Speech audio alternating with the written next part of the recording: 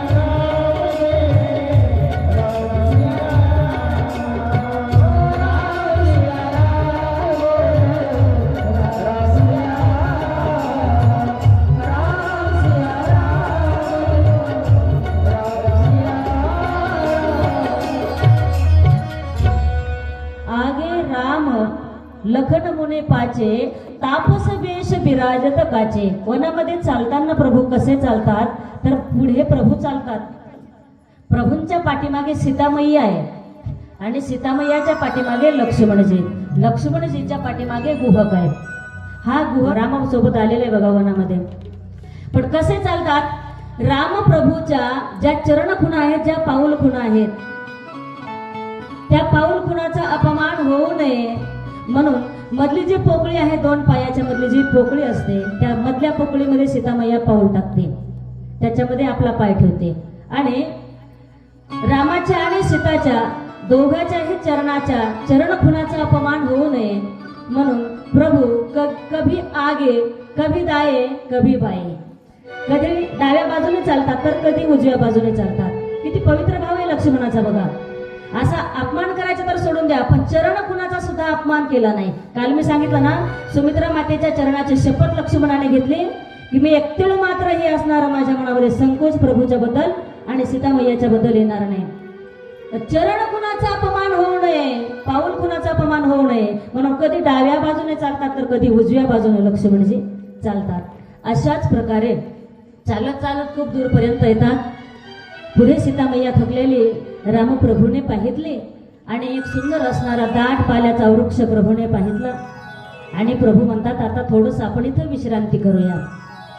आणि त्या वृक्षाखाली प्रभू सीतामय्या लक्ष्मणजी गुहक बसलेले असताना काही वनातले जे भिल्ल आणि भिल्लिनी आहेत अरण्यामधले त्यांनी पाहिलं आणि ते एकमेकांना चर्चा करू लागले. काय सुंदर म्हणे दोन पुरुष आहेत आणि एक स्त्री सुंदर यांच्यासोबत आणि या अरण्यामध्ये फिरतात, त्यांच्या पायामध्ये चप्पल नाही, झाडाखाली बसलेले आहेत. आता आपण त्यांच्या जवळ जावं पण कसं जावं? आपल्याला तर असं वाटतंय यांच्याकडे पाहितल्याबरोबर काही देवाचे अवतार तर प्रकट झाले नसतील, भगवंताने तर अवतार घेतला नसेल. आणि त्या स्त्रीकडे जर पाहितलं ना, एकमेकी भिल्लीने चर्चा करतात. भिल्लीने म्हणतात त्या सुंदर स्त्रीकडे जर बघितलं ना तर असं वाटतं की लक्ष्मीच प्रगट झाली की काय. पण हे एवढे सुंदर देखणे, आपण यांच्याजवळ जावं कसं, बोलावं कसं? आपल्याला हे बोलतील की नाही? कारण जरा मोठ्या माणसाच्या जवळ लोक यायला थोडे लाजत असतात, भीत असतात. कसं जावं, कसं बसावं, बरोबर आहे. पण सीतामय्याने आवाज दिला. एकीकडे राम लक्ष्मणजी बसलेले, तर सीतामय्या थोडीशी एकटेच एकीकडे बसलेली एका दगडावरती. सीतामय्याने आवाज दिला, हे माई, कसल्याच प्रकारचा संकोच बाळगू नका, या. तुमच्या मनात जेही प्रश्न असतील ना ते मला विचारा, या या म्हणे माझ्याजवळ बसा. असं म्हटल्यावर त्यांना आधार पोहोचला. त्या भिल्लीने सीतेच्या चहू बाजूने असा घेरा घालून बसल्या, वेढा घालून बसल्या आणि सीतामय्याला बोलू लागल्या. आता काय बोलतात, सीतेला काय विचारतात, त्यांचे प्रश्न तरी काय असणार आहेत? त्यांनी काय ग्रंथ वाचलेले होते?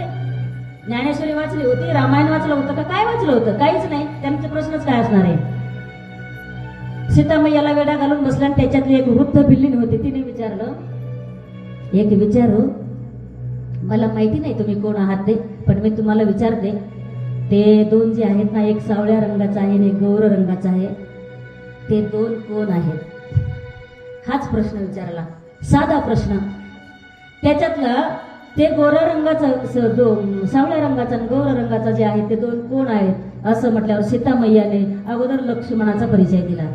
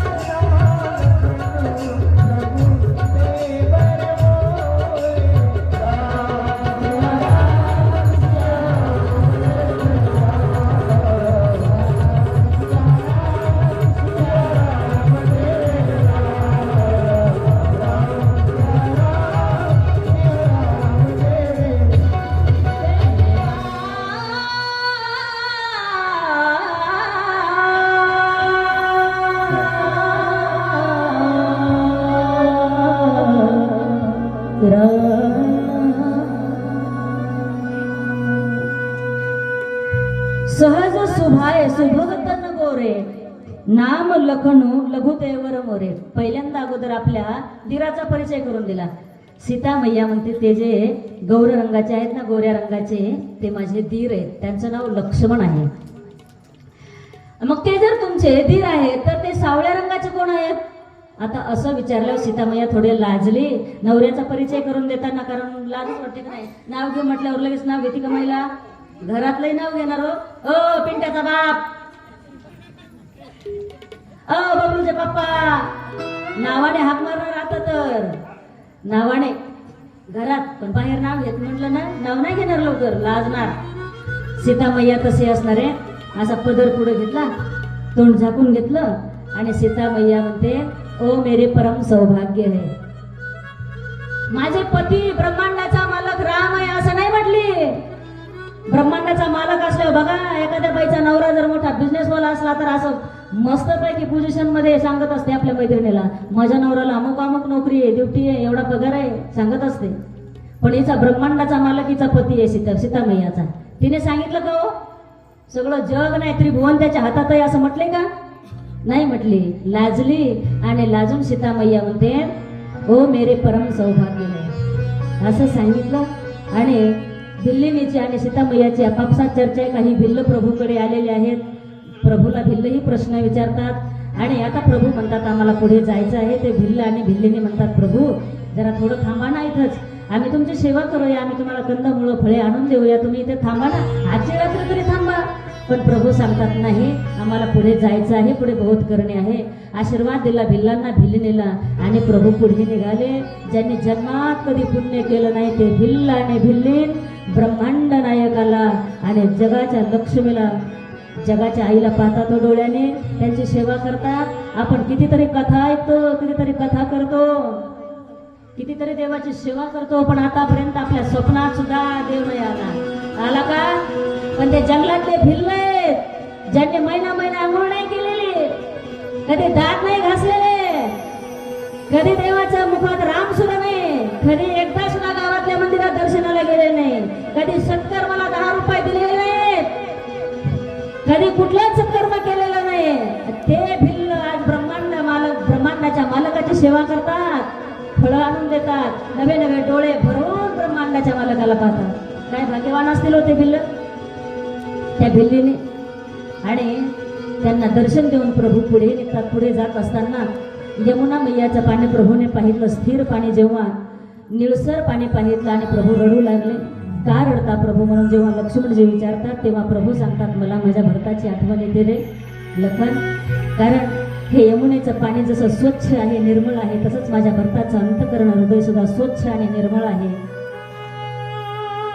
लक्ष्मणजी म्हणतात दादा अहो ज्यांच्यामुळे तुम्हाला 14 वर्षाचा वनवास भोगावा लागतो, ज्या भरतामुळे त्या भरताने राज्य तुमचं हडप केलं आणि त्या भरताचं नाव तुम्ही काढता, त्या भरताची मला आठवण येते म्हणून रडता, तुम्हाला काही वाटत नाही दादा? प्रभू सांगतात माझ्या भक्ताची याच्यामध्ये चूक काहीच नाही रे, कारण माझा भक्त साधू आहे, माझा भरत असणारा साधू आहे, माझा भरत संत आहे आणि संतांचं हृदय असतं सवाय नवनीत तैसे सज्जनाचे चित्त, त्याप्रमाणे माझ्या भक्ताचं हृदय आहे, लोण्यासारखं माझ्या भक्ताचं चित्त आहे रे लक्ष्मणा. माझ्या भरताला तू दोष देऊ नको, माझा भरत स्वच्छ अंतःकरणाचा आहे, माझा भरत असणारा या यमुनेचं पाणी जसं स्वच्छ आहे ना त्याप्रमाणे स्वच्छ अंतःकरणाचा. म्हणून मला माझ्या भरताची आठवण येते रे, मला खूप रडू येत आहे असं सांगितलं. लक्ष्मणाची समजूत घातली प्रभूने आणि तिथून पुढे यमुना मैयाची पूजा केली. तिघांनी हे यमुना मैयाला नमस्कार केला. प्रभूने आपले अश्रू पुसले आणि तिथून पुढे प्रभू निघाले. पुढे येत असताना असेच वनातल्या भिल्लांना भिल्लिनींना जे भेटतील त्यांना आशीर्वाद देऊन प्रभू आता वाल्मिकी ऋषींच्या आश्रमामध्ये येतात. तुलसीदासजी वर्णन करतात. वाल्मिकी मन आनंद भाई, वाल्मिकी मन आनंद भाई, वाल्मिकी मन आनंद भाई, वाल्मिकी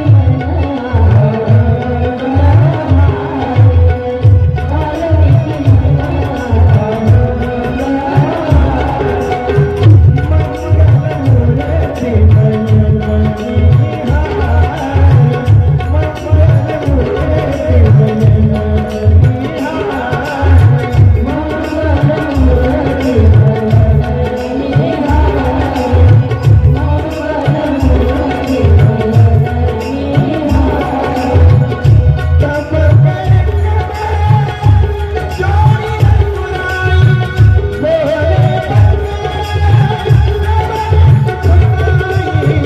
आनंद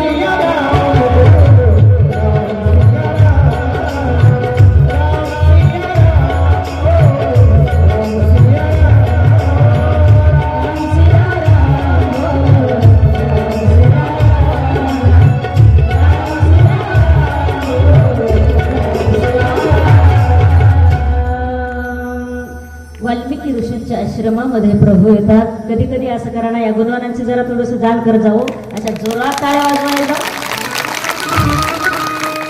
पुरुष मंडळी तुम्ही काय झोपलेत काय? वा वा वा वा वा, धन्यवाद बाबा तुम्हाला. एकटेच का तुम्ही?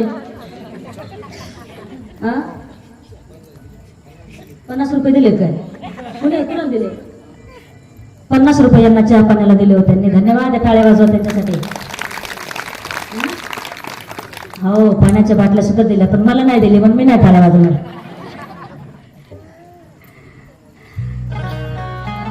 वाल्मिकी मन आनंद भारी, मंगल मूर्ती नयन निहारी, तव कर कमल जोरी रघुराई, बोले वचन श्रवण सुखदाई. वाल्मिकी ऋषींच्या आश्रमामध्ये प्रभू येतात. वाल्मिकी ऋषींना अतिशय आनंद झाला. वाल्मिकी ऋषींना नमस्कार केला प्रभूने. रामाने वाल्मिकी ऋषींना नमस्कार केला, कारण वनामध्ये साधूंच्या दर्शनासाठी प्रभू आलेले. ज्या ज्या ऋषींनी आतापर्यंत अनेक जन्मामध्ये तपश्चर्या केलेल्या त्या साधूंना पवित्र करण्यासाठी, त्या साधूंच्या तपश्चर्या सफल करण्यासाठी परमात्मा वनामध्ये आलेले आहेत. आणि निशाचरांचा उद्धार करण्यासाठी, राक्षसांना मारण्यासाठी प्रभूंनी अवतार धारण केलेले वनामध्ये आलेले आहेत. म्हणून वाल्मिकी ऋषींना नमस्कार केला. वाल्मिकी ऋषींना लक्ष्मणजीने नमस्कार केला, सीतामय्याने नमस्कार केला. आणि तिथून पुढे जो गुहक आलेला होता त्या गुहकाला प्रभूने परत पाठवलं. वाल्मिकी ऋषींना नमस्कार केला आणि वाल्मिकी ऋषींना प्रभू विचारतात, गुरुदेव आम्हाला राहण्याचं ठिकाण सांगा, आम्ही कुठे राहावं? कुठे राहावं म्हटल्याबरोबर वाल्मिकी ऋषींनी सांगितलं, प्रभू अहो तुम्ही नाहीत कुठे, तुम्ही नाहीत असं स्थानच नाही, तुम्ही सगळीकडे आहात. विठ्ठल जळी स्थळी भरला, विठ्ठल जय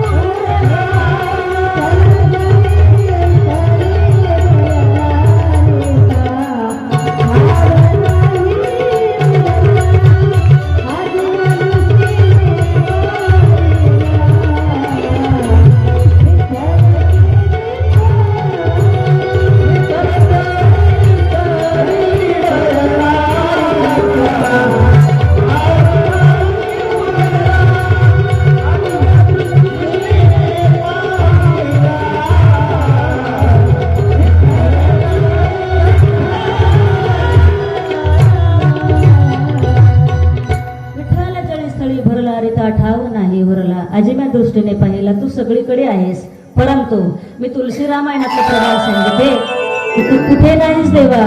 तुलसीदासजी सांगतात, काम क्रोध मद मान मोह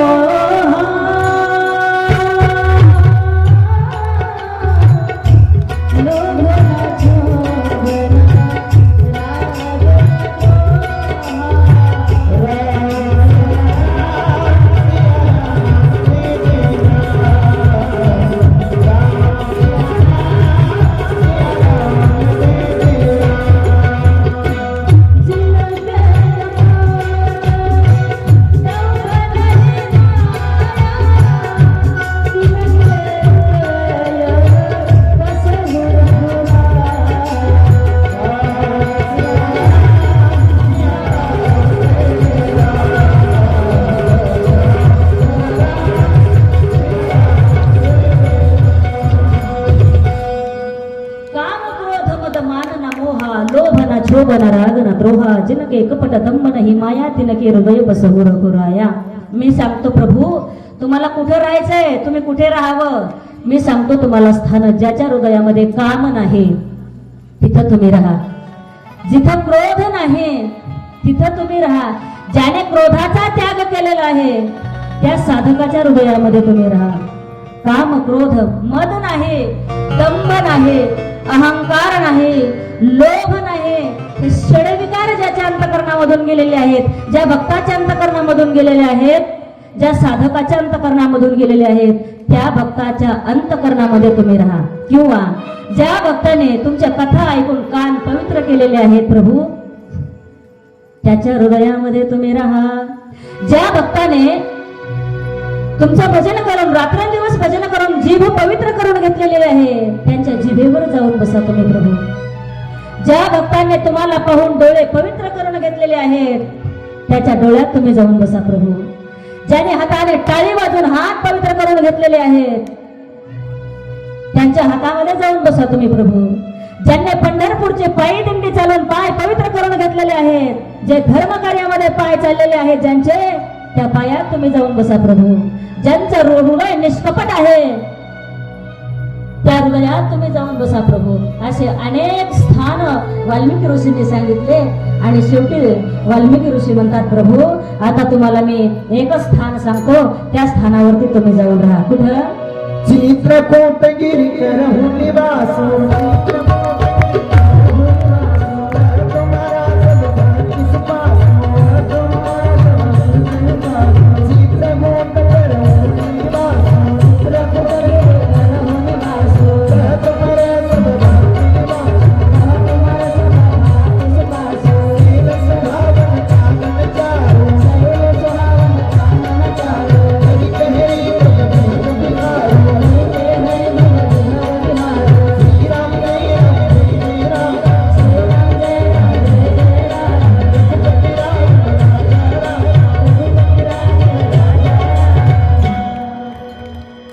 काय करा, तुम्ही चित्रकूट पर्वतावरती प्रभू राहा. चित्रकूट पर्वतावरती म्हटल्यावर प्रभू चित्रकूट पर्वताच्या पायथ्याशी आले आणि तिथं येऊन प्रभूने 2 झोपड्या असणाऱ्या तयार केल्यात असं सांगतात की तिथं साक्षात कुबेर आला होता आणि कुबेराने 2 झोपड्या तयार केल्या, एक रामासाठी सीतेसाठी आणि एक लक्ष्मणासाठी. 2 झोपड्या तयार केल्या आणि प्रभू चित्रकूट पर्वतावरती राहू लागले. जेव्हा चित्रकूट पर्वतावरती प्रभू आले हे जेव्हा साधू संतांना आणि जंगलातल्या अरण्यातल्या भिल्लांना समजलं, तेव्हा अरण्यातली भिल्ल प्रभूच्या दर्शनासाठी येऊ लागली आणि अनेक ठिकठिकाणावरून प्रभूच्या दर्शनासाठी साधू संत येऊ लागले आणि स्वर्गातून 33 कोटी देवता सुद्धा प्रभूच्या दर्शनासाठी येऊ लागले. पण प्रभूने तिघांसोबत 3 व्यवहार ठेवले. जेव्हा 33 कोटी देवता प्रभूच्या दर्शनाला येऊ लागले तेव्हा प्रभू देवतांना लांबूनच नमस्कार करायचे, जय हरी, दुरून जय हरी, जवळ येऊ देत नसायचे.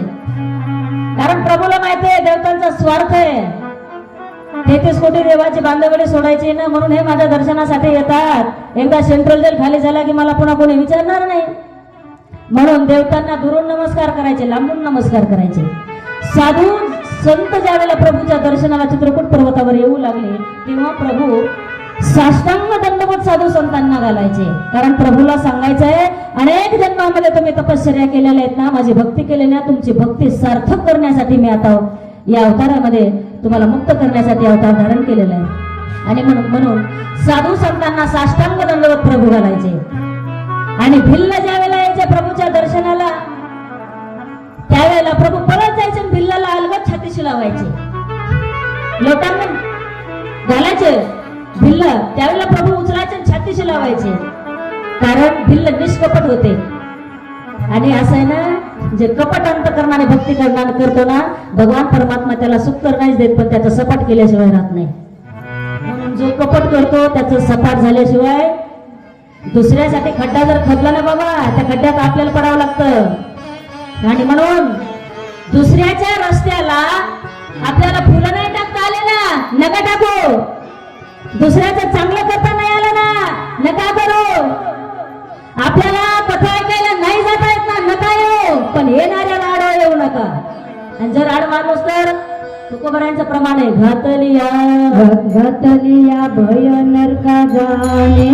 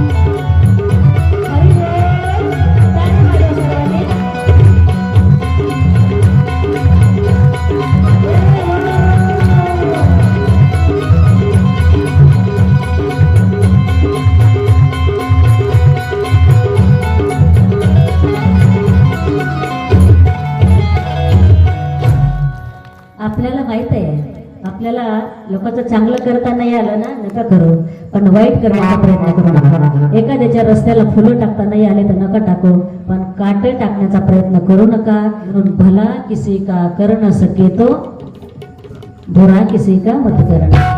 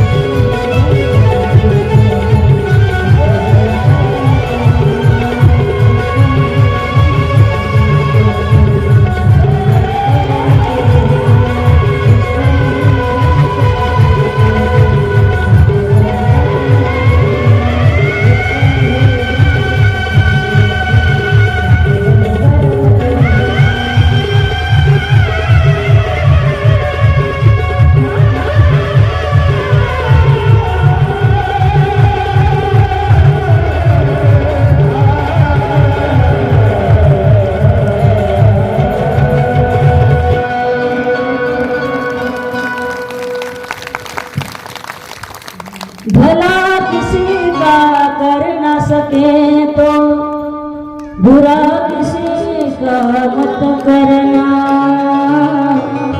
पुष्प नहीं बन सकते तो कांटे बनकर रहना। दुसऱ्याचं चांगलं करता येत नसेल तर नका करू, पण वाईट करण्याचा प्रयत्न करू नका. असं भिल्लांचं शुद्ध अंतकरण आहे. म्हणून प्रभू भिल्लांना आलिंगन